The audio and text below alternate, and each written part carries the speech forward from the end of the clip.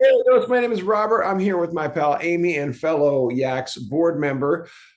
Amy, thank you for spending some time. Wanted to talk about your recent experience in the cinema therapy Back to the Future class. Um, this is a new class for us. What did you think of, and why did you decide? I know you were a little on the fence when we started about why to take this one. You've taken other cinema therapy classes, but why did this one interest you? Well, for one thing, it had been a year since I finished the last class, and I really like writing. Yeah. And even though I have a blog going, I felt like I needed something. I love Back to the Future, but I wasn't sure what the movie would do for me. Yeah. I, I was like, okay, what the heck? And let's just see what comes up. And honestly, it's been the best stuff. um I don't even remember what I came up with in my last uh class. I really don't remember. I think I talked more about the loss of my previous dog, I You think. did. You were going through that at that time. Yeah, I Yeah. was. So that's, yeah, so As well as your general emotions about Parkinson's and having to do a lot with apathy for a starter. And that then, was the first one. Yeah. yeah, giving agency to the other emotions to become, actualized characters. Yeah, yeah. So, but this one, I just had no idea. Well, I did have an idea. I knew that personally memories were bothering me, Yeah.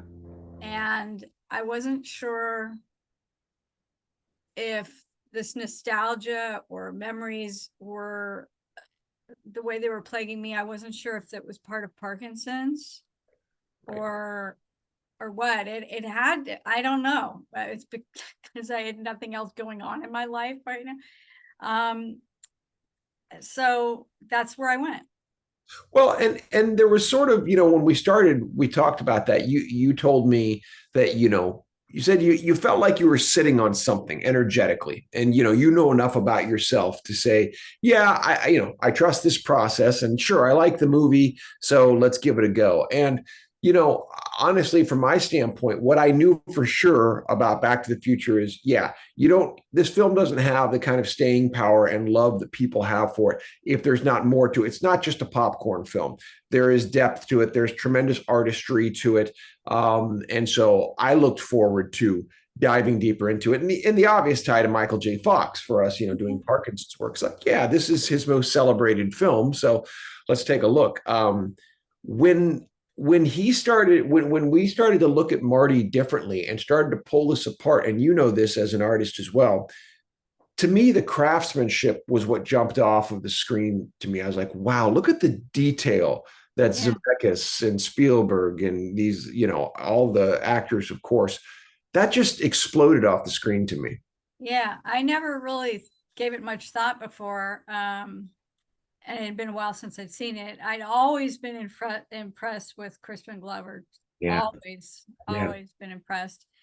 Um, Michael, uh I didn't give a lot of thought to the depth of his performance because he was kind of the way he is in other things I've seen. But then with our doing the class, I was like, wow, yeah, he's really good.